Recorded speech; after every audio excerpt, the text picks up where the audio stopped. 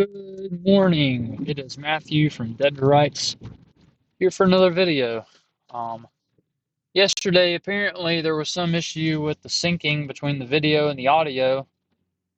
I don't, I don't know. I'm not very tech savvy, but I'm hoping that this one does better.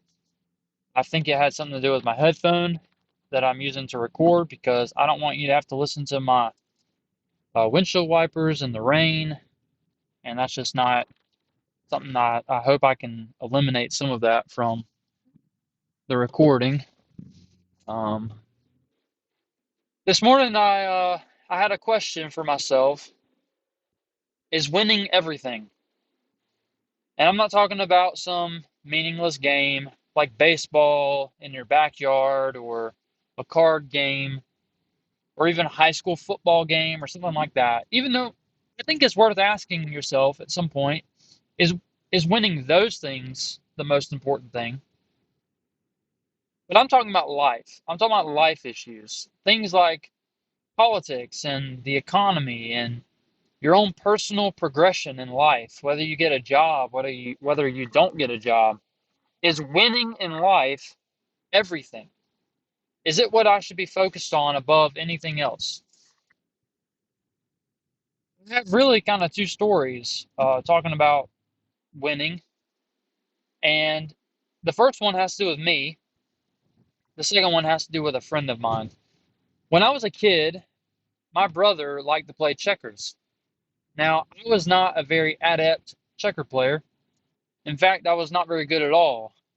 I didn't understand strategy when I was a child, and well, my brother was at least marginally better than I was. I don't know how good he was in the grand scheme of the checkers world, but compared to me, he was a genius, and he won almost all the time.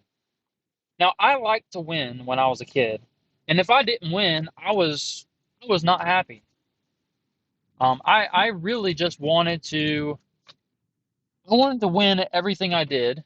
And if I didn't win, I would get upset and I would get angry and I would pitch a fit and I would throw a tantrum. There was a time when my parents had bought my brother a checker set for Christmas. And it was a magnetic checker set because my brother wanted to play checkers in the car when we were going on long drives. Well, I entertained it for a little while. It probably wasn't very long into the game that I realized I was losing after he probably took about four of my checker pieces and I didn't take a single one of his. And I proceeded to get angry and I took the checkerboard and I threw it into the air. Checker pieces went flying. The magnetic pieces did not do very much to my anger toward the game. Well, I'm pretty sure my dad probably pulled the car over and gave me a little talking to and probably a whipping. And rightfully so, I deserved it. I wasn't a very good sport when it came to losing. Any other game I played, if I wasn't winning, I was mad. Now I didn't use this to motivate me to get better. I didn't increase my ability to play checkers. I simply got mad and refused to play. On the other hand, I had a friend, my best friend growing up. I was probably in high school at this point, maybe early college. We would play a game where in the rules it was stated that you could cheat so long as you could get away with it. And we had some good fun with this at first. We would maybe slip a card, an extra card or two. We would maybe not count some damage against us, or um, we would not count some rules, or we would forget the rules at times, when it benefited us. Or we would try to slip in an extra rule, hoping that the person that we're playing against wouldn't notice that we're actually adding something to it. And so we had good fun with the whole you can cheat so long as you can get away with it mentality. And it was a fun aspect of the game. Until my best friend decided that he wanted to start cheating before we even played the game. Now we ended up having to do what's basically like a police search of his person. We would have to look at every pocket of his, and he would hide cards before we would even. He would not even be at our house, and he would have cards hidden, and we would have to look in every pocket of his. We'd have to look in his shoe. And he would tell him, he would tell us, uh, I'm not, I'm not going to tell you if I have a card in my pocket. You have to reach your hand in and find a card if you think that there's a card there. Now, as young men, we didn't want to do this. And this guy, he put cards in places you would not want to put your hands in. I mean, it was just ridiculous. And we kept telling him, this is not, this isn't part of the game. And he would say, well, it says I can cheat as long as I can get away with it. So that's what he did. Well, it was no fun playing with him because he took the liberty so far to say, yes, I know I can cheat and I'm going to cheat so long as it benefits me. And I'm going to cheat in every way I possibly can conceive until you no longer find it fun to play with me anymore.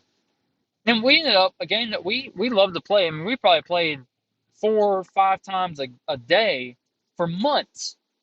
But then at a certain point, we just said, no, we're done playing this. It's no longer enjoyable to play games with somebody who hides cards in their pants before they come up to the house to play a game with us. We didn't want to do it. So I say all that to say, I feel like people take those kind of mentalities into life. When things don't go their way, they either pitch a fit or they do everything they can, whether it's morally objectionable or not, to win at life. I see this most often in politics, and this is where I kind of have this is where my thoughts began. I hear very, very often people saying something to the effect of, well, if we don't do this, then they will do this. If we don't do this to them, they're going to do it to us. If we don't exercise power on our behalf, they're going to exercise power on their behalf. And they don't ask the question whether it's morally acceptable or whether it's ethical or not. They just simply do it because the alternative is letting them do it. Now, to me, this seems like a silly cycle of perpetual power grabs. If I'm going to grab power, then what's to stop you from grabbing power in order to stop me? But then when I have an opportunity to get power, I'm going to do it because I know that you're going to grab power later. The cycle never ends. It never ends. It keeps going, and you keep justifying it on the basis of your enemy's behavior. Well, my enemy is going to respond poorly or going to act immorally or act unethically, and so therefore I must act unethically. And in that way, you just keep going in circles and circles and circles. But you've now acted unethically. So now your enemy can say of you that because you act unethically, now I'm justified to act unethically. See how it just keeps going and going? There's no end to it. And this is what happens in the political world. Now, this is how the world works. If you don't take power and use power, then power will be used against you. But in the Christian sense, this is not how things are supposed to be. We are not supposed to be concerned about whether my enemy is going to do something against me. Maybe they will. That doesn't justify you taking and using power for your own benefit over another person. It's not a justification. It doesn't make sense to me. And I think even when you look at socially, this has not worked out to our benefit at all. And let's not pretend that Donald Trump is the first person to do it, or Hillary Clinton is the first person to do it, or Barack Obama is the first person to act immorally or seize power for their own benefit or to harm their opponent. I know that's kind of the talk right now is about Obama and Hillary Clinton as it relates to Donald Trump in 2016, but the fact is, this has been going on since the beginning of time. Men and women, mostly men, if you look historically, because women didn't have very many options to utilize power, mostly men have used power for their own benefit and have used other people's potential power grabs as justification for their own. And has it really worked out to our benefit? I mean, right now in the United States, we have politicians who are imprisoning or convicting other political enemies and opponents. And I don't think it's going to stop. You see, we're in this pendulum of perpetual shifts of power. And when one person on one side swings the pendulum and they put force on the pendulum to swing one way and it goes up a little bit further in their favor,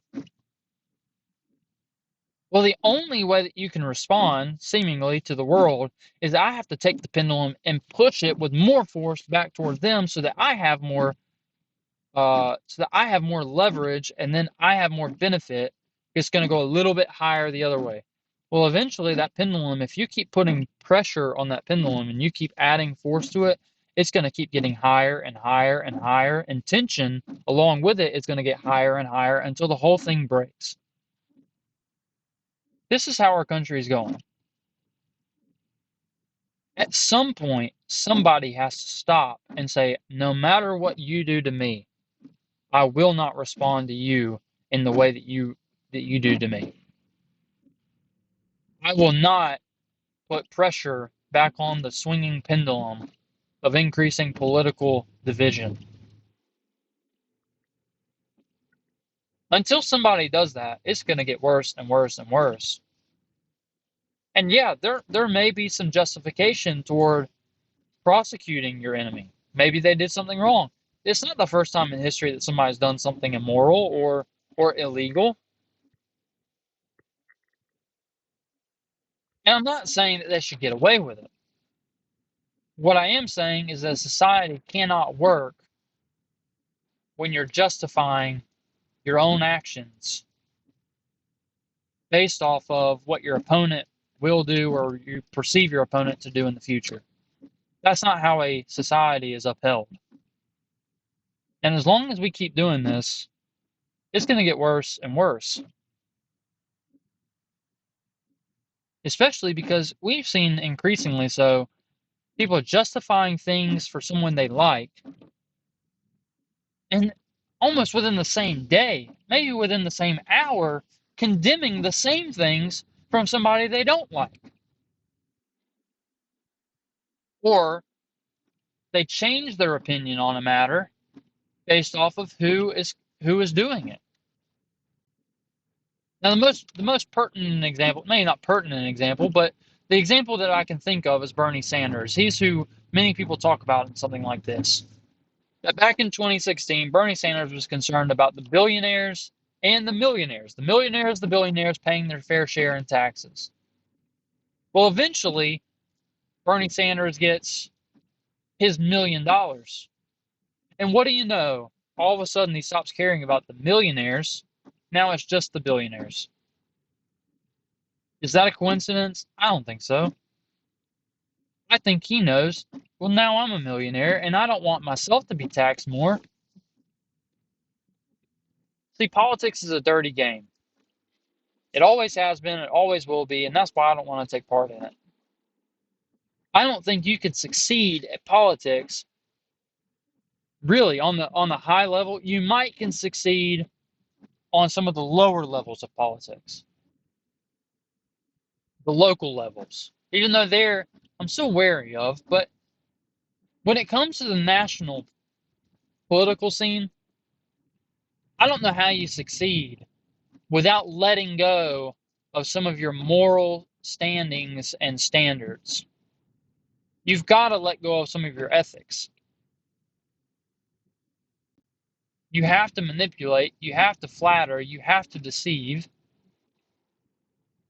You have to seize power in a way that I don't think is, at least in a Christian sense, ethical.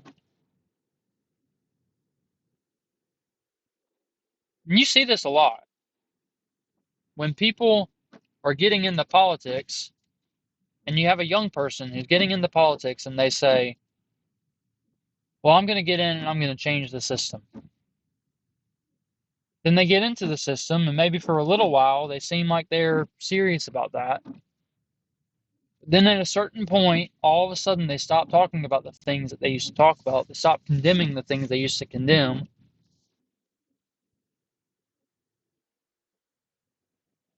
And the next thing you know, they seem to have a little bit more support, a little bit more favor inside the political scene, and they're also getting a little bit more wealthy. Their bank account's getting a little bit bigger. Because politics, by its nature, draws you in to a system that's immoral. And this country is no different. We might have the best system in the world in terms of a democratic republic, but it's far, far from a good system. You may say, well, what do you mean it's not good? It's not good because it's not God. It's just the fact of the matter. You will never have a good system in politics until Jesus Christ is ruling a nation.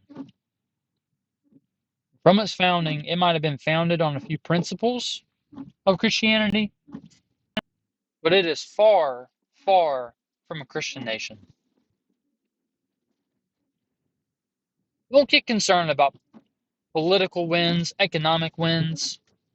Winning isn't everything. Don't act like me when I was a child and get upset anytime something doesn't go your way. Don't act like my friend who took every chance that he could to cheat his way to victory, no matter the cost, no matter the consequence.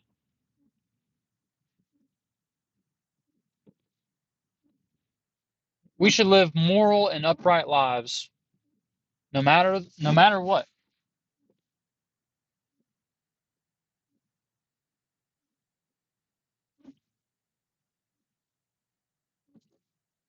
Live a moral life. Don't be concerned. Don't be controlled by the outcomes of this world. Live a life that pleases God and one that you're happy with. And let those people do whatever they need to do. The world's going to act like the world. We should not take a part in that. So don't make winning everything. Don't act like if things don't go your way that suddenly it's worth throwing a tantrum over. And don't cheat your way to your own personal benefit. When somebody else decides they want to do something against you, don't respond to them by doing something against them. Be at peace. Have a great life. Live a quiet and peaceful life. Don't make enemies that you don't need to make. And don't live for yourself above all others. Live for other people. It's going to go a lot better for you, a lot better for everyone. Have a great day. Sorry for a little bit of rambling at the end. I'm trying to catch up with my thoughts. But anyways, hope you all have a great